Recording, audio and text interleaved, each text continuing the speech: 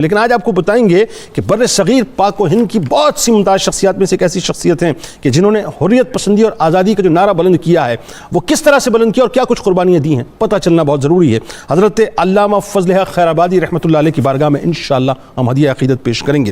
بات یہ ناظرین کہ مسلمانوں کی 10 صدیوں پر محیط شناخت کو بچانے، بر صغیر کی سرزمین پر اٹھنے والے بے تحاشا فتنوں کی سرکوبی کرنے اور انگریزوں کو اس سرزمین سے بے دخل کرنے کا علم اٹھانے والے خیر آبادی خانوادے کے چشم و چراغ، بر صغیر کی علمی و ادبی تاریخ کے ایک روشن باب، بطل جلیل، فلسفہ اور منطق کے امام، عربی اور فارسی کے جید عالم، بلند مرتبت شاعر اور 1857 کی جنگ آزادی کے سرخیل مولانا فضل حق خیر آبادی رحمۃ اللہ علیہ وہ عظیم ترین شخصیت ہیں جو ظلم و جبر کے خلاف باغی ہندوستان بھی ہیں، جو امامت حریت کا فرض بھی ادا کرتے ہیں، امام انقلاب بھی ہیں، امام المجاہدین بھی ہیں اور 1857 کی جنگ آزادی کے مجاہد اول بھی ہیں۔ فضل و کمال اور علمی حیثیت میں مولانا جس قدر و منزلت کے حامل تھے اس کی نظیر ہندوستان میں مشکل سے ملے گی کہ مرزا اسد اللہ غالب نے ایک خط میں آپ کو فاضل بے نظیر و یگانہ کے خطاب سے یاد کیا۔ فاروقی نسب کے حامل حضرت مولانا فضل حق خیر آبادی رحمۃ اللہ علیہ حق کا پرچم بلند کرنے اور باطل کے خلاف ڈٹ جانے کے لیے ہی قدرت کی طرف سے تیار کیے گئے تھے۔ صرف 13 برس کی عمر میں ناظرین تمام مروجہ علوم عقلیہ و نقلیہ سے فراغت حاصل کر لی تھی۔ باطل عقائد کا رد کرنے والے، عشق نبی صلی اللہ علیہ وآلہ وسلم کو عام کرنے والے، علمی شمع کو روشن کرنے والے، سامراج کے خلاف ڈٹ کر کھڑے ہونے والے اور اللہ اور اس کے رسول صلی اللہ علیہ وآلہ وسلم کا ادب سکھانے والے اس عظیم مجاہد کی ملاقات جب پہلی جنگ آزادی کے روح رواں مولوی احمد اللہ شاہ عرف ڈنکا شاہ سے ہوئی تو طبیعت میں ایسی انقلابی تبدیلی آئی ناظرین کہ پھولوں کی سیج چھوڑ کر کانٹوں بھری راہ اختیار کر لی۔ حضرت فضل حق خیر آبادی رحمۃ اللہ علیہ کی نازک مزاجی اور شاہانہ زندگی کو دیکھ کر کوئی تصور بھی نہیں کر سکتا تھا کہ وطن کی آبرو کی خاطر آپ شاہانہ زندگی کو چھوڑ کر جنگی لباس ملبوس کر لیں گے۔ مفتی اعظم مولانا فضل حق خیر آبادی رحمۃ اللہ علیہ وہ شیردل ہستی ہیں جنہوں نے بر صغیر کے 600 اکابر علماء کے دستخطوں سے قابض انگریز کے خلاف پہلا فتویٰ جہاد جاری کر کے آزادی ہند کی تحریک شروع کی۔ یعنی مولانا ہی کی ذات وہ پہلی متحرک شخصیت ہے جس نے انگریزوں کے خلاف علم جہاد کو بلند کرنے کا فتویٰ عام کیا اور جس کے نتیجے میں سرزمین ہند کے مختلف علاقوں میں انگریزی حکومت کے خلاف بغاوت و شورش برپا ہوئی، جسے ہم 1857 کی پہلی جنگ آزادی کا نام دیتے ہیں اور جس کے نتیجے میں ناظرین بالآخر 20ویں صدی میں تحریک پاکستان چلی اور پاکستان مارز وجود میں آیا۔ یعنی یوں کہیے کہ وہ قربانیوں کا آغاز تھا جو 1857 میں تھا اور پاکستان ان قربانیوں کا ثمرہ بنا۔ یہ وہی ہستی ہیں ناظرین جن کو سرزمین ہندوستان کو انگریزوں کی غلامی سے آزاد کرانے کی تحریک کے حوالے سے قائد اعظم کی حیثیت حاصل ہے۔ مرد غازی، مجاہد حق پرست فضل حق تھا کتاب حریت کا بے گماں پہلا ورق۔ ناظرین کرام، حضرت فضل حق خیر آبادی رحمۃ اللہ علیہ سکوت دلی تک انقلابیوں کی قیادت کرتے رہے، مگر یہ بات قابل ذکر ہے کہ انہوں نے کبھی کوئی عہدہ قبول نہیں کیا کیونکہ ان کا صرف ایک ہی مقصد تھا، یعنی اپنے ملک سے غیر ملکیوں کو باہر نکالنا۔ علامہ فضل خیر آبادی رحمۃ اللہ علیہ کو اس زمانے میں گرفتار کر کے آپ کی جائیدادیں ضبط کر لی گئیں، آپ کو انگریز حکومت سے بغاوت کرنے کی پاداش میں جزائر انڈمان میں کالا پانی کی سخت ترین سزا پر بھیج دیا گیا، انتہائی تشدد کیا گیا، جہاں آپ جیسی عظیم شخصیت کو ایسی خوفناک اذیتیں دی گئیں جس کا تصور کر کے بھی روح کانپتی ہیں ناظرین۔ مولانا فضل حق رحمۃ اللہ علیہ کے کپڑے اتروا لیے گئے، صرف ایک لنگی کمبل کا کرتا ہوتا تھا، برہنہ پا آپ کو رکھا جاتا تھا، کوڑا کرکٹ آپ کو صاف کرنے پر لگایا جاتا تھا اور انہی کوڑا کرکٹ کو ٹوکرے میں بھر بھر کر آپ کو پھینکنے کا کام دیا جاتا تھا۔ انتہائی کڑوے پانی، کڑوی گھاس اور کڑوے پتوں کی خوراک آپ کو دی جاتی تھی، ناقابل یقین اذیتیں آپ کو پہنچائی جاتی تھیں، مگر آخری سانس تک ناظرین، آخری سانس تک حریت کا علم بلند کرنے والی یہ شخصیت ناظرین صرف اور صرف نبی کریم صلی اللہ علیہ وآلہ وسلم کے عظیم مشن پہ رہیں اور آزادی کی بات کرتی رہیں۔ آج بنیادی طور پر انہی کی بارگاہ میں ہم ہدیہ عقیدت پیش کریں گے اور تاریخی حوالے سے بہت سی باتیں آپ کو بتائیں گے جو ایک طالب علم سمجھنا بھی چاہتا ہے اور میرا خیال ہے اس کی کلیئرٹی تاریخ کے اعتبار سے ہونی بھی چاہیے۔ 3 ممتاز شخصیات ہمارے ساتھ موجود ہیں، یقیناً کسی تعارف کی محتاج نہیں۔ پہلی شخصیت بزرگ شخصیت ہے، ممتاز عالم دین جناب پروفیسر محمد سعید احمد خان صاحب۔ دوسری شخصیت ممتاز اسکالر بزرگ شخصیت جناب ڈاکٹر شبیر احمد جامی صاحب. تیسری شخصیت ممتاز دانشور تاریخ دان جناب پروفیسر محمد یوسف عرفان صاحب. آپ تینوں احباب کو السلام علیکم اور خوش آمدید. آغاز کرتے ہیں پروفیسر صاحب سب سے پہلے آپ سے. ظاہر ہے شخصیت اتنی عظیم ہے اور یہ میرا خیال ہے کہ ان شخصیات کا حق بھی ہے اور اس دور میں ضرورت بھی ہے کہ ہمیں یہ ہمارے خاص طور پہ نوجوان طبقے کو یہ معلوم ہونا چاہیے صاحب کہ یہ جو آزادی کے لیے حریت پسندوں نے تسلسل سے قربانیاں دی ہیں اور اپنے خون سے جو چراغ روشن کیے ہیں وہ روشنیاں آج ہم تک پہنچی اور اسی وجہ سے ظاہر ہے ہمیں یہ پورا پاکستان بھی روشن نظر آتا ہے. مولانا فضل خیر آبادی رحمۃ اللہ علیہ کا بنیادی خاندانی تعارف اور تعلیمی تربیت. بسم اللہ الرحمن الرحیم. اللہم صلی علی محمد وعلی آل محمد وبارک وسلم. محترم جنید اقبال صاحب، رب کریم نے قرآن کریم میں فرمایا کہ انما یخشی اللہ من عبادہ العلماء. علماء ہی خشیت الہی سنبھالنے والے. سبحان آقا علیہ السلام نے فرمایا کہ العلماء ورثۃ الانبیاء. سبحان علماء ہی انبیاء کے وارث ہیں اور پاکستان تو ہے ہی علماء و اولیاء کا فیضان. کوئی دوسری رائے اس نقطہ نظر سے ہماری قوم کے ایک ایک فرد کو معلوم ہونا چاہیے کہ آج ہم آزادی کی جو سانس لے رہے ہیں، ہمیں اس چمنستان بہار میں لانے والے کون لوگ ہیں، انہوں نے ہمیں یہاں تک پہنچانے کے لیے کن کن اذیتوں سے، کن کن مشقتوں سے، کن کن مظالم سے اپنے آپ کو گزارا، ایسے تاکہ ہمیں احساس ہو. اور جہاں تک مولانا فضل حق رحمۃ اللہ تعالی علیہ، کیا عرض کروں، انہیں خراج عقیدت پیش کرتے ہوئے لوگوں نے کہا کہ مجاہد تحریک جنگ آزادی، بطل حریت، امام المناطقہ، شیر خدا، علوم و معارف کا بحر بے کراں، کشور علم کے تاجدار، منقولات و معقولات کے امام، جامع فضائل ظاہری و باطنی، بہار آرائے چمنستان کمال، فرما روائے کشور محاکمات، فرزدہ کے عہد و لبید دوراں، مبتل باطل و محقق حق، مولانا فضل حق. واہ واہ، سبحان اللہ سبحان اللہ. کیا مولانا فضل حق کا نام جب زبان پر آتا ہے تو پاکستانی ہونے کے ناطے دل چاہتا ہے کہ حق حق حق کی واہ سبحان اللہ. بلکہ یوں کہیے کہ حق کا فضل ہیں وہ، حق کا ہم پہ فضل اتارے گئے بنیادی طور پہ. اور ایسا کیوں نہ ہو، رگوں میں خون فاروقی ہے. واہ واہ سبحان جس طرح سیدنا فاروق اعظم رضی اللہ عنہ نے دامن محمد عربی صلی اللہ علیہ وسلم سے وابستہ ہو کر نعرہ تکبیر پہلی بار بلند کیا، اسی طرح اس خطے میں ناپاک قدموں کو یہاں سے دور کرنے کے لیے، جھاڑو دینے کے لیے سب سے پہلے جس نے جد و جہد کے میدان میں قدم رکھا وہ مولانا فضل حق سبحان اللہ. اچھا، مولانا فضل امام رحمۃ اللہ علیہ جو آپ کے والد گرامی ہیں، ذرا ان کے بارے میں بھی بتائیے. رئیس المتکلمین، صدر الصدور، یعنی یہ تو بالکل ایسا ہے کہ سپوت والا معاملہ ہے کہ اللہ تبارک و تعالیٰ نے جو ہے آپ کے والد گرامی کو اتنا مقام عطا کیا، ان کے ذریعے سے آپ کو اتنا مقام عطا کیا. مولانا فضل امام جو ہیں وہ جلالت علمی کے اس مقام پر فائز ہیں کہ علوم نقلیہ و عقلیہ کا انہیں کمال حاصل تھا. منطق کی معروف کتاب مرکات اور اس کے علاوہ وہ علماء میں ایک ایسے مقام پر تھے.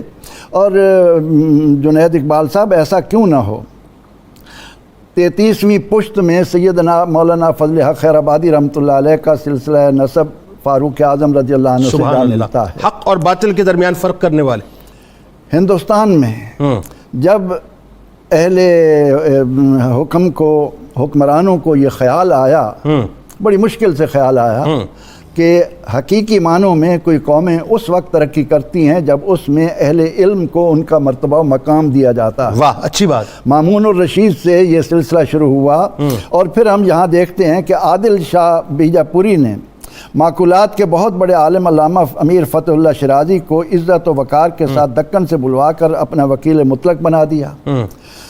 981 میں اکبر بادشاہ نے انہیں صدر کل بنایا اور امیر الملک اور عضد الدولہ کا خطاب نوازا. مشاہیر علماء ان کے حلقہ درس میں شامل ہوئے. جب یہ یہاں پر ان کو کمال ملنے لگا تو مولانا فضل حق کے آباء و اجداد میں سے جو ایران کے بعض علاقوں پر حکمران تھے، وہاں کی حکمرانی چھوڑ کر وہ یہاں آئے تاکہ اس خطے کے لوگوں کو نور کے علم دین کے نور سے منور کریں. علم ہے ہی اصل میں وہ جو اللہ نے خیر آباد پہنچے. خیر آباد پہنچے. پھر ان کی نسل میں آگے چل کر ان کی جب 17ویں پشت پر ہم جاتے ہیں تو شیر الملک کے 2 بیٹے ہیں، ایک ہے بہاؤالدین، ایک ہے شمس الدین۔ ٹھیک۔ بہاؤالدین کی اولاد میں مولانا فضل امام اور ان کے صاحبزادے مولانا فضل حق، ان کے بیٹے شیخ عبدالحق، اور شمس الدین کی اولاد میں شاہ ولی اللہ کا خاندان ہے۔ ٹھیک ہے۔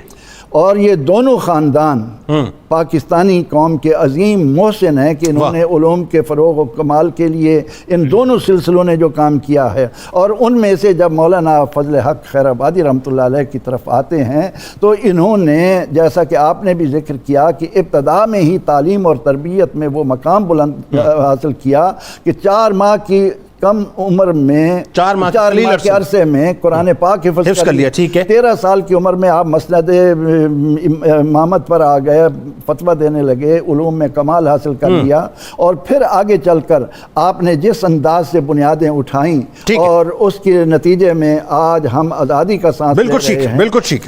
پہلی صدا بلند کرنے والے، اس پہ تو ہم بات کریں گے کیونکہ ظاہر ہے یہ تو اصل تو ان کا جو دیکھیں کمال تو یہ ہے کہ اتنا بڑا اسٹیچر آپ کا علمی حوالے سے، اتنا بڑا علمی مقام، لیکن جو غالب بات آئی وہ کیا آئی کہ آپ امام المجاہدین بنے۔ وہ جو آپ نے ایک پہلا نعرہ لگایا، نعرہ مستانہ جو لگایا جس کی وجہ سے حریت پسند پورے ہندوستان سے نکلے، وہ ایک کمال بات، اس پہ بات کریں گے۔ لیکن اس سے پہلے ذرا یہ بتائیے مولانا فضل حق خیر آبادی رحمۃ اللہ علیہ کا جو علمی مقام اور آپ کی جو تصانیف ہے، میں نے آپ کو کہا نا وہ جو اسٹیچر ہے ان کا بہت بلند ہے، اور ساتھ ساتھ یہ بھی بتائیے کہ تعلیم جو ہے وہ آپ نے کس طرح سے حاصل کی تاکہ ربط میں بات آگے بڑھ جائے۔ بسم اللہ الرحمن الرحیم۔ جس طرح آپ خود بیان کر رہے ہیں کہ فروغی نسل ہونے کی وجہ سے علم و فیضان کے چشمے تو ان کے شروع سے چل رہے تھے، لیکن بہرحال جب ماحول سازگار ہوئے تو ان لوگوں کو علم کے منابع کے اعتبار سے عقلی علوم میں اور نقلی علوم میں ایک اسناد اور معیار ملنا شروع ہوئے۔ سبحان اللہ، کیا کیا۔ اور جب فضل حق خیر آبادی صاحب جیسے جودت طبع اور فطری ذہانت والے بچے آئے تو وہاں تو پھر علم نے اور عقل نے بھی گویا کہ ناز محسوس کیا کہ ہمیں ایسا فرد مل رہا ہے جس پر ہم جب جچیں گے اور وہاں سے ظاہر ہوں گے تو پتہ چلے گا کہ ہاں بہت معیاری اور کمال کا بندہ ظاہر ہوا۔ ابھی آپ آف دا ریکارڈ ایک جملہ کہہ رہے تھے، وہ ذرا آپ آن ایئر بھی کہیے نا۔ میں کہہ رہا تھا کہ یہ علم کے، فکر کے اور جہاد کے، یہ آپ ایسے کہہ لیں کہ کو ہمالیہ ہیں۔ واہ واہ۔ آپ ان کو جس رخ میں بھی دیکھیں گے نا، اللہ تعالیٰ نے ان کو جو فطرت دی ہے اس فطرت کا آپ یہاں سے اندازہ لگیں۔ آپ 13 سال کی عمر میں تمام علوم سے فارغ ہوتے ہیں، اور علم لیے کن سے اپنے والد سے جو اپنے زمانے کے فلاسفہ کے صدر و صدور کے ٹائٹل سے یاد کیا جاتے ہیں۔ یعنی منطق کا جتنا بھی علم تھا فلسفے کا وہ آپ کے والد پر ختم تھا، اپنے والد کا وہ سارا علم بھی لیا۔ پھر علم کا دوسرا سوتا جو شاہ ولی اللہ خاندان میں چل رہا تھا، اور وہاں شاہ عبدالعزیز محدث دہلوی اور شاہ عبدالقادر محدث دہلوی رحمۃ اللہ، وہ حدیث میں، فقہ میں اور عقائد میں جو جس درجے پر بیٹھے تھے، ان سے بھی آپ نے جب علم لیا۔ اب آپ کی قابلیت اور شخصیت کی باریکی کو سمجھانے کے لیے صرف اتنا واقعہ بتاؤں، جب آپ کے والد فضل امام آپ کو لے کر شاہ عبدالعزیز محدث دہلوی کی خدمت میں لے کر گئے اور بتایا کہ مجھ سے یہ عقلی علوم پڑھ چکا ہے، نقلی علوم کے فیض سے آپ سیراب کر دیں، تو انہوں نے اس بچے کی ذہانت، فطرت اور قابلیت کو جب غور سے دیکھنے لگے تو آپ کو پتہ ہے کہ جو عالم حق ہوتے ہیں نا وہ بچے کا ظرف پہلے پہچانتے ہیں کہ اس کو فیض کیسے دیا جائے۔ تو آپ کے والد نے کہا کہ یہ شعر و شاعری بھی پسند کرتے ہیں، تو آپ نے کہا بچے کوئی شعر تو سنائیں۔ تو آپ نے ایک شعر کہا جو امرأ القیس کی زمین پر تھا، اور ایک اس میں کوئی غریب لفظ لے کر ہے جو غیر مانوس تھا، تو اس نے کہا یہ غریب لفظ آپ نے فرمایا، تو آپ نے اس پر برجستہ جب 20 اشعار پڑھے تو عبدالعزیز محدث دہلوی صاحب نے اس طالب علم کی جودت طبع کی تحسین بھی دی اور کہا کہ یہ ایسا حسن پارا اور اتنا زرخیز ذہن فضل امام اللہ نے آپ کو دیا ہے، یہ ایک نور کا ستارہ بن کے چمکے گا۔ اچھا ایک بات اور خاص میں چاہتا ہوں اس پہ بھی ذرا تبصرہ آپ فرمائیں سر دس۔ ایک تو یہ کہ حضرت شاہ ولی اللہ محدث دہلوی رحمۃ اللہ علیہ کا فیضان، یعنی علمی فیضان یہاں سے آپ کو عطا ہو گیا، اور پھر وہاں سے وہ جو 63 شریف کا جو آپ کو روحانی پھر فیضان آپ ہمیشہ یاد رکھیں، آپ یہ دیکھیں آپ مرقع اور مرصع بن گئے. یہ تناسب چیک کریں، ذہانت اتنی، فطانت اتنی، اور روحانی پیاس اور طلب بھی اتنی کہ یہ علم و عقل کا اتنا بڑا پہاڑ وہ صوفیاء کے آستانوں پر بھی وہ بوسہ زن ہے اور وہاں سے بھی وہ فیض لے رہا ہے. وہاں کتابوں کے دوران میں بحث کروں گا. آپ کی زندگی کے جب ہم مشاغل پر آتے ہیں تو آپ نے سب سے زیادہ حکومت کے اعلیٰ مناصب میں بھی رہے، ٹھیک ہے، بادشاہوں کے بڑے بڑے مشیر رہے، ٹھیک ہے، بڑی شاہانہ زندگی گزاری، اور کئی شہروں صدر و صدور بھی رہے، اور اپنے زمانے کے علماء کے تو ویسے سرخیل تھے، ٹھیک ہے، تو مرجع تھے. لیکن تدریس کا پوری زندگی آپ نے عمل نہیں چھوڑا. 50 سال آپ نے تدریس کنٹینیوسلی، اور اس سے کٹے نہیں، بڑی مصروفیات. اور آپ بھی دیکھیں وہ کیسا فتنوں کا دور تھا کہ 19ویں صدی کا آغاز ہو چکا ہے اور 19ویں صدی کے وسط تک جو ہے یعنی جنگ آزادی تک، اس سے پہلے تک جو ہے آپ درس و تدریس کا کام کرتے رہے. اچھا تصانیف کے حوالے سے مختصراً تاکہ بات آگے. پہلا وہ جو میں آپ کو بتاؤں، پہلا آپ نے جس چیز کو، پہلا آپ نے فلسفے اور منطق پر نظر کی. لوگ فلسفے اور منطق کو شاید عام مضمون سمجھتے ہیں. فلسفہ اور منطق بنیادی طور پر وہ علم ہے جس کی وجہ سے آپ ذہن کے اندر وہ معقول درجہ لے کے آتے ہیں تاکہ دلیل دینی کیسے ہے، دلیل کو قبول کیسے کرنا ہے. کیونکہ فلسفے میں کائنات، خدا، بندہ، ان سب پر بحث ہوتی ہے. تو اس کائنات کے مبدأ اول پر گفتگو کرنا یہ منطق کا سب سے بڑا سوال ہوتا ہے. اس پر آپ نے باقاعدہ کتابیں لکھی. پھر آپ جس تصوف کا اشارہ کر رہے تھے، آپ نے ابن عربی کے دبستان سے بھی واقفیت حاصل. کیسی بات ہے؟ آپ نے محمد علی خیر آبادی سے باقاعدہ جا کر فصوص الحکم کا درس لیا. وہ خواجہ سلیمان تونسوی صاحب کے خلیفہ اعظم تھے. ٹھیک ہے، تو آپ اس تصوف سے بھی وابستہ رہے. باغی ہندوستان میں آپ نے سارا مقصد جو ہے واضح کر دیا. باغی ہندوستان جو آپ نے کتاب لکھی کہ ہندوستان کے اندر انگریز کس طرح رہا ہے، مشنری کس طرح اپنے مقاصد کو دیکھ رہے ہیں. پھر آپ کی جو نازک نگاہ دیکھ رہی تھی کہ یہ جو مشنری جس جگہ نقب لگا رہے ہیں وہ ایمان برسالت کے عقیدے کو کمزور کرنا چاہتے ہیں. اس پر پھر آپ نے گہرا کام کیا اور افراد و تفرید پر مبنی جتنے بھی افکار چل رہے تھے ان کو دلائل کے زور پر رد کیا اور علماء کی بہت بڑی ٹیم تیار کی. بالکل بات آگے بڑھاتے ہیں. پروفیسر صاحب 4000 کے قریب عربی اشعار، آپ کی نعتیہ کلام، اس کی اپنی ایک دھوم. پھر آپ یہ دیکھیے کہ اسد اللہ غالب جیسی شخصیت، یعنی وہ ان کا اپنا مقام، اسٹیچر اتنا بڑا کہ اپنا 1/3 کلام جو ہے صرف آپ کی وجہ سے انہوں نے ایک طرف کر دیا کہ آپ نے فرمایا کہ نہیں یہ اس قابل نہیں ہے. وہ بھی نا آپ کے ہم ہیں. آپ دیکھیے، اور اس میں آپ اتنے نمایاں کہ بڑی بڑی شخصیات جو ہیں وہ آپ کے آگے بالکل یوں سمجھ لیجئے کہ گھٹنے ٹیک کی جو ہے بیٹھا کرتی تھی. ذرا بتائیے آپ کا ادبی مقام، اور ادبی مقام میں خاص طور پہ جو آپ نے شاعری کے ذریعے سے عشق رسول کو پروموٹ کیا اور خاص طور پہ نظریات اور عقائد کے حوالے سے اس کی جو مطلب ایک بہت سی باریک لائن تھی اس کو ڈیفائن کیا کہ یہ لائن ہے، اس سے ادھر ادھر نہیں ہونا. جی بہت بہت شکریہ. جہاں تک فضل خیر آبادی صاحب کے علم اور ادبی شناخت کا تعلق ہے یہ بہت بلند ہے.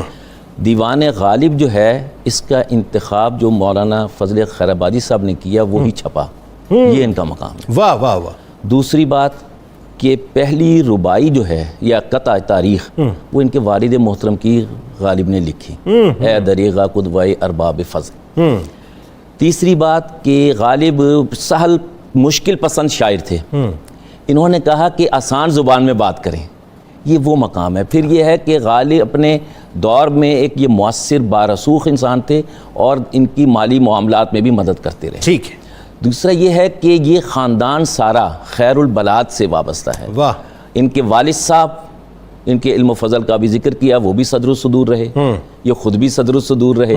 ان کے بیٹے مولانا عبدالحق خیر آبادی وہ بھی صدر الصدور رہے. سبحان. اور پھر جب مولانا عبدالحق خیر آبادی صاحب کی وفات ہوئی تو پورا عالم اسلام نے یعنی احساس محسوس کیا کہ ایک بڑا آدمی چلا گیا. اللہ. خلافت عثمانیہ کے جامع ازہریہ میں باقاعدہ ہفتہ بھر سوگ منایا گیا. اللہ. اتنا بڑا مقام ہے. اللہ. اب ان کی جو شخصیت ہے جیسے کہ ابھی ذکر ہوا، ان کے دو پہلو بہت نمایاں ہیں. ایک تو یہ کہ انہوں نے مزاحمتی تحریک کو یعنی آگے لے کے چلے. ٹھیک ہے. شاہ بہادر شاہ ظفر نے خاص طور پر انہیں بلایا اس کام کے لیے، کیونکہ الور میں تھے.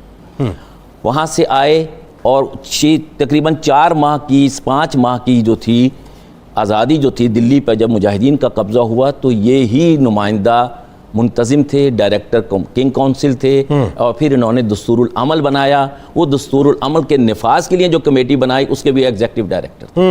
پھر لوگ جو تھے ان میں یعنی ترغیب پیدا کی جنرل بخت خان اور یہ مولانا سرفراز صاحب، یہ 3 آدمیوں کی کونسل تھی جنہوں نے فتویٰ ظاہر کیا اور عوام میں عام کیا کہ مزاحمت کیوں ضروری ہے۔ اب مزاحمت کے 2 پہلو تھے جو ان کی شاعری میں بھی نظر آتے ہیں۔ ٹھیک ہے، یہ ہمارے دور کے وہ نمائندہ افراد ہیں جو نقلی علوم میں بھی ماہر تھے، عقلی علوم میں بھی ماہر تھے، اور مجتہد بھی تھے اور جہادی بھی تھے، بالکل ٹھیک ہے، اور سیاسی تدبر بہت زیادہ تھا۔ اچھا آپ ایک چیز دیکھیں نا بڑی خاص کہ مجھے میں جب ان کو پڑھ رہا تھا تو ایک بات جو خاص طور پہ آج نوجوان طبقے کو سمجھانی چاہیے، ہم جو سرنڈر کر دیتے ہیں نا، ان شخصیات نے سرنڈر نہیں کیا، یعنی جتنے فتنے و فساد کا وہ دور تھا آپ دیکھیے، اور جن کی حکومت، جن کا قبضہ، جن انگریزوں کے پاس ساری پاورز تھیں، ان کا نیکسس تھا ہندوؤں کے ساتھ، اور مسلمان آئسولیشن میں ایک طرف، بالکل صحیح، اس دوران اس درمیان سے نکل کر اپنی رائے کو پہنچانا اور پھر اس کو جو ہے اس میں ریزسٹنس پیدا کرنا بہت بڑا کام۔ اور پھر یہ دیکھیے کہ آپ انہوں نے پہلے دن سے انگریز کو ناپسند کیا، انگریز کی نوکری بھی چھوڑی، ٹھیک ہے، اور مالی اعتبار سے یہ رئیسانہ زندگی گزارتے تھے، کمپنی کی نوکری کہلاتی تھی، کمپنی کی نوکری کہلاتی تھی۔ مگر جو کچھ انہوں نے وہاں محسوس کیا وہ اپنے تمام قصیدہ نونیہ، رائیہ، دالیہ، حمزیہ، اس میں ساری تفصیل بھی لکھی ہے، بالکل، اور پھر یہ ہے کہ انہوں نے انگریز کے مقاصد کو بڑا گہرائی سے مطالعہ کیا۔ وہ جو حمزیہ کا آپ نے حوالہ دیا اس میں تو بہت واضح طور پہ آپ نے لکھا کہ جس شخصیت کی وجہ سے اللہ نے کائنات بنائی ہے، یہ اسی شخصیت کو جو ہے معاذ اللہ متون کرنے کی کوشش کرتے ہیں۔ یہ مجھے توہین رسالت آپ کوئی مسلمان برداشت نہیں کر سکتا، اللہ، کیونکہ اگر آپ کا مرکز کمزور ہوتا ہے تو سب کچھ ڈھیر ہو جاتا ہے۔ پھر انہوں نے یہ کیا کہ ہمارا سیاسی استحکام بہت ضروری ہے۔ پھر انگریزوں کے اپنی شاعری میں جہاں حضور صلی اللہ علیہ وسلم سے محبت کا اظہار ہے، وہاں عقیدت کا اظہار ہے، وہاں عشق کا اظہار ہے، حضور صلی اللہ علیہ وسلم کے اسوہ حسنہ کی بیانات ہیں، ساتھ ہی اپنے دور کی عکاسی کی ہے۔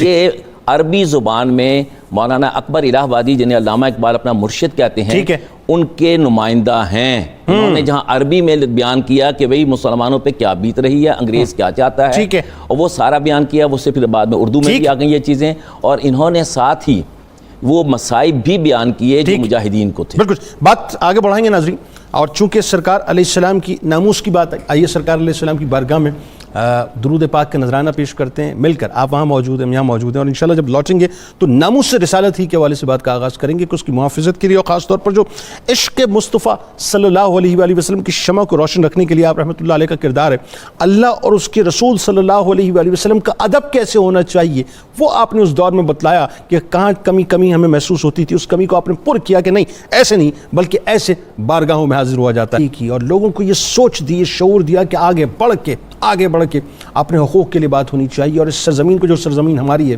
وہ ہماری رہنی چاہیے، یہاں پر کسی اور کا قبضہ نہیں ہونا چاہیے۔ وہ شخصیت ناظرین علامہ فضل خیر آبادی رحمۃ اللہ علیہ کی ہے کہ جنہوں نے سب سے پہلے علم جہاد کو بلند کیا، انہی کی بات ہو رہی ہے۔ لیکن ایک بات دیکھیے ناظرین کہ ایک طرف تو وہ علم جہاد بلند کرتے ہوئے نظر آتے ہیں، اور دوسری طرف وہ جو باطل عقائد ہیں ان کے خلاف بھی آپ نے ڈٹ کر لڑائی کی، ڈٹ کر علم جہاد کو بلند کیا۔ وہیں سے بات کا آغاز کرتے ہیں۔ پروفیسر صاحب ذرا یہ بتائیے کہ آپ نے ناموس رسالت صلی اللہ علیہ وآلہ وسلم کی محافظت کے لیے اور عشق مصطفیٰ صلی اللہ علیہ وآلہ وسلم کی شمع کو روشن کرنے کے لیے، پھر اللہ اور اس کے رسول صلی اللہ علیہ وآلہ وسلم کا ادب کیسے ہوتا ہے، جو فتنہ پرور لوگ، چونکہ ظاہر جو کچھ بھی ہو رہا تھا وہ انگریز کی فنڈنگ پہ ہو رہا تھا، انگریز کی ایما پہ ہو رہا تھا، یا اتنا منتشر کر دیا جائے مسلمانوں کو ذہنی اور فکری حوالے سے کہ وہ آپس میں ٹولیوں میں تقسیم ہو جائیں، کیا فرمائیں گے کہ آپ نے کیسے مجتمع کیا؟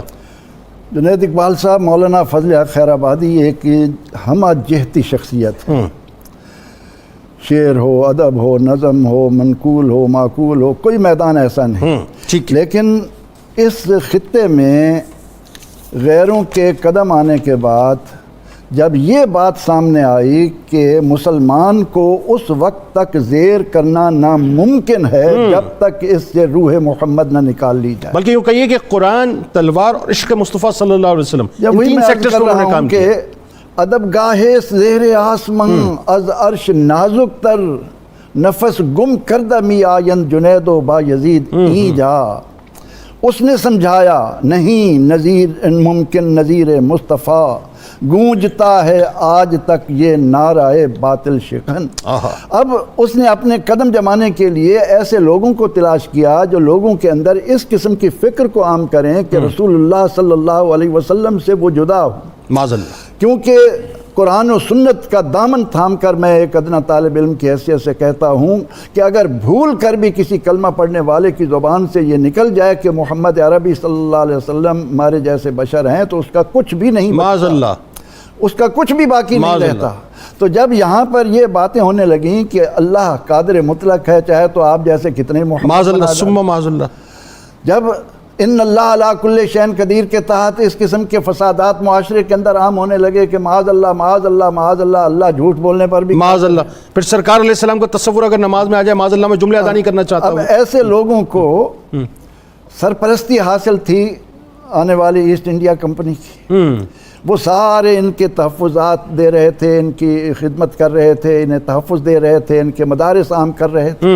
اب ایسے عالم میں مولانا فضل حق آبادی جیسا فاروقی خون رکھنے والا کس طرح خاموش رہ سکتا ہے؟ اللہ اکبر، انہی کی ایکسٹینشن پھر اعلیٰ حضرت بنے۔ آپ نے ان کے رد میں جن میں یہ کہا گیا کہ نماز میں نبی کا خیال آنے سے نماز ٹوٹ جاتی معاذ ہے، اللہ معاذ اللہ، ٹھیک، معاذ اللہ آپ کو پتہ نہیں دیوار کے پیچھے کیا ہے، اور ایسی ایسی غلیظ باتیں جب تحریری طور پر آئیں تو ان کے مقابلے میں مولانا فضل حق خیر آبادی رحمۃ اللہ تعالی علیہ نے تحقیق الفتویٰ فی ابطال التقویٰ لکھ کر دھجیاں بکھیر دی۔ اللہ اکبر، اور ایک مقام پر تو مرزا غالب ان کے ہم عمر بھی تھے اور ان سے متاثر بھی تھے، سیم ایئر ہے، پیدائش کا سیم ایئر ہے 97۔ تو مرزا غالب نے ان کے ان نظریات کو جن پر مولانا فضل حق خیر آبادی نے کام کیا ان کو پروموٹ کرتے ہوئے، ان کو پروان چڑھاتے ہوئے وہ ایک جگہ فرماتے ہیں کہ یہ کیا بات ہوئی، کیا خوبصورت اشعار ہیں غالب کے کہ فرماتے ہیں یک جہاں تا ہست یک خاتم بس است تلاوت قدرت حق را نہ یک عالم بس است۔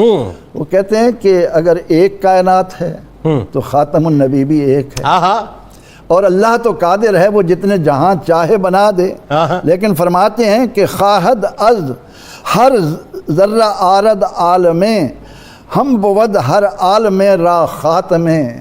اللہ قادر مطلق ہے، وہ چاہے تو ایک ایک ذرے سے ایک ایک عالم بنا دے، جب ایک ایک ذرے سے ایک ایک عالم بنے گا جتنے بھی عالم ہوں گے ان کے لیے خاتم چاہیے، جتنی بھی دنیایں ہوں گی ان کا خاتم ایک محمد ہے۔ سبحان اللہ، خاتم النبیین آپ ہیں، خاتم المرسلین آپ ہیں۔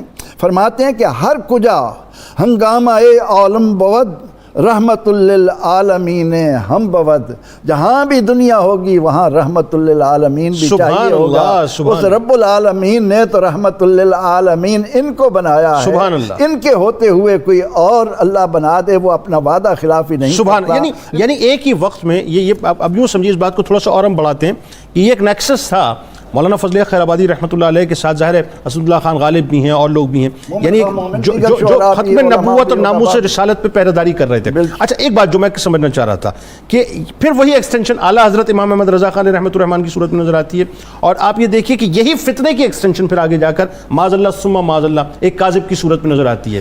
یعنی اس کا مطلب یہ ہے کہ پلانٹیشن آپ کے دور میں شروع ہو گئی تھی۔ انہوں نے یعنی ظاہر ہے کہ دشمن نے یہاں قدم جمانے کے لیے ایک ہی چیز، اور وہ آج پاکستان بننے کے بعد بھی اسی انداز میں چل رہے ہیں کہ جب تک مسلمانوں کے دلوں سے حب مصطفیٰ خاتم المرسلین کا نعرہ اس میں کمزوری نہیں لی جائے گی، پاکستان کمزور نہیں ہوگا، پاکستان نہیں مٹے گا۔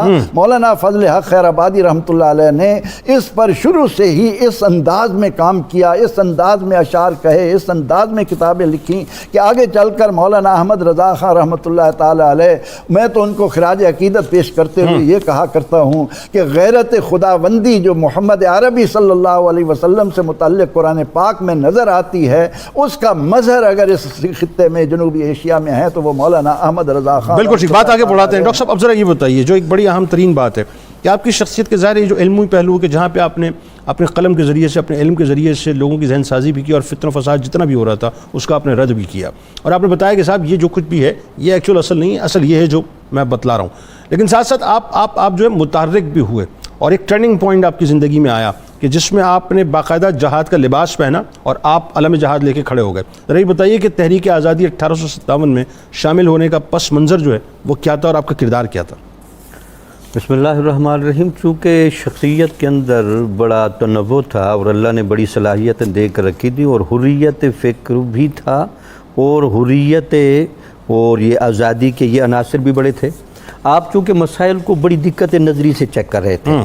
بنیادی طور پر انگریزوں کے آنے کے بعد یہاں دو کام ہو رہے تھے. ایک تو انگریز یہاں باقاعدہ قبضہ کرنا چاہتے تھے, ٹھیک ہے, دوسرا یہ دیکھ رہے تھے کہ وہ اس غلبے کے ذریعے مسلمانوں کے اندر افراط و تفریط پر مبنی کچھ نظریات بھی بو کر جانا چاہتے تھے. بالکل ٹھیک. جہاں آپ نے اور بو گئے, آپ دیکھیں نا اس کے نتائج آج تک ہم بھگت رہے ہیں. مبنی جو نظریات تھے ان کی جیسے آپ نے علمی اور فکری طور پر بے خونی کی, جیسے کہ پروفیسر صاحب بیان کر رہے تھے, اس کے لیے پھر آپ نے عملی محاذ میں 3 چیزوں کی بڑی نشاندہی کی. ٹھیک ہے. ایک تو آپ نے اس بات کی نشان دی کہ بہادر شاہ ظفر کے ساتھ جو آپ کی پرائیویٹ میٹنگیں ہوتی رہیں, اس میں آپ جن 3-4 پوائنٹ پر فوکس کرتے تھے وہ بنیادی طور پر تھا معیار, ٹھیک ہے, وہ بنیادی طور پر تھا مضبوطی, ٹھیک ہے, وہ بنیادی طور پر میرٹ پر کوئی کمپرومائز ہم نہیں کر سکتے. بالکل ٹھیک ہے. جب انگریز مشنری پھیلنے لگے اور ان کے مختلف ادارے پھیلائے جانے لگے اور مدرسوں کا نظام آہستہ آہستہ سمٹنے لگا, پھر دوسرا انگریزوں نے جو پورے مالیات کو ایک ٹیکنیکل طریقے سے قبضہ کر لیا, ٹھیک ہے, اور پھر مسلمانوں کے ایمان کو چیک کرنے کے لیے وہ جو کارتوس پر چڑھی ہوئی چربی کے ذریعے جس کو منہ کے زور پر کھولنا پڑتا تھا, اس میں گائے کی چربی کا گوشت رکھا جاتا تھا.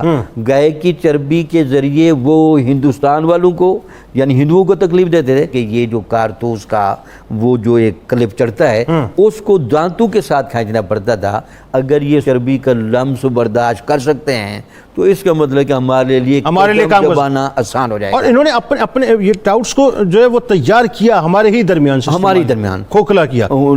ایک بات جو اس میں بڑی اہم ترین بات ہے کہ بخت خان جو جنرل, انہوں نے جو مطلب جس وقت یہ بات کہی تھی کہ یہ ممکن نہیں ہے کہ یہ قوم ایسے کھڑی ہو جائے مسلمانوں کی جب تک کہ ان کے اندر وہ جو ایک مذہبی چنگاری جو ہے وہ پیدا نہ کی جائے, اور اس کے بعد باقاعدہ جہاد کے لیے جو ایک فتویٰ جو ہے جاری آپ سے کروایا گیا, وہ پس منظر کیا ہوا ذرا بتائیے. وہ لامحالہ کہ جب وہ اس طرح کا ماحول جب بنایا گیا تو پھر آپ نے یہ دیکھا کہ اب جہاد کا فتویٰ دیے بغیر یہ گزارا نہیں ہوگا. ٹھیک ہے. تو آپ نے پھر دلی کی جامعہ مسجد کے اندر جمعے کے دن باقاعدہ جہاد پر ولولہ انگیز گفتگو کی, ٹھیک ہے, اور اسلام کا وجود کا قیام اور امت مسلمہ کے وجود کے قیام کو جہاد کے ساتھ لازمی قرار دیا. ٹھیک ہے. اور اس بات پر زور دیا کہ اگر اس وقت بھی مصلحت اور رخصت کی لا لے گئی تو وجود کو قائم رکھنا ناممکن ہو جائے گا.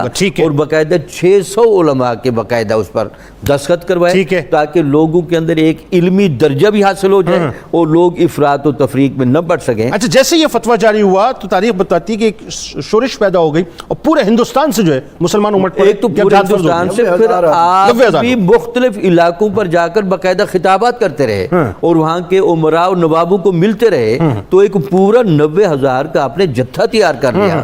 اس زمانے میں اندازہ 90,000 بندے کو جہاد کے لیے یکدم تیار کر لینا اور ان کی کمانڈ سنبھالنے کے لیے خود لباس بھی پہن لینا اور بہادر شاہ ظفر سے اجازت لے کر اس کی کمانڈ کرنا, یہ آپ کی اس حریت فکر اور آزادی طبع اور امت مسلمہ کے قیام اور اسلام کے قیام کے لیے یہ آپ کی بڑی دور اندیشی تھی. جس کا آخری نتیجہ یہ نکلا, یہ جو قیام پاکستان کی شکل جو کچھ بھی ہمیں نظر آ رہا ہے, بنارس میں جو سنی کانفرنس ہو رہی تھی اس میں فضل حق خیر آبادی کے دبستان کے سارے شاگرد بیٹھے تھے جنہوں نے یہاں تک بھی جملے کیا اگر قائد اعظم نے پاکستان بنانے کے مطالبے سے پیچھے بھی ہٹ گئے تو ہم کبھی اس مطالبے سے پیچھے نہیں ہٹیں گے. بالکل ٹھیک.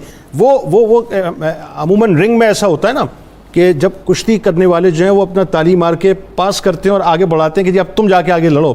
یہ ایکچولی یہ جو روحانیت کی جو مطلب جتنے بھی مراکز ہیں آپ دیکھیے کہ انہوں نے پاس آن کیا ہے, اور یہ ایکسٹینشنز ہمیں نظر آتی ہیں جو پاکستان کی صورت میں نظر آ رہی ہیں, اور وہ فتنوں کی ایکسٹینشن بھی موجود ہے. پروفیسر صاحب بہت کوئکلی, لیکن میں چاہتا ہوں کچھ چیزوں کو آپ جلدی سے اس میں کور کر لیں. ایک موقع ایسا ہے کہ بہادر شاہ ظفر کو آپ نے منع کیا کہ یہ معاملہ جو ہے ہم جیت نہیں پائیں گے, لیکن بہادر شاہ ظفر نے کہا کہ نہیں ٹھیک ہے ہمیں جو ہے نا لڑنا ہوگا. ایک بات.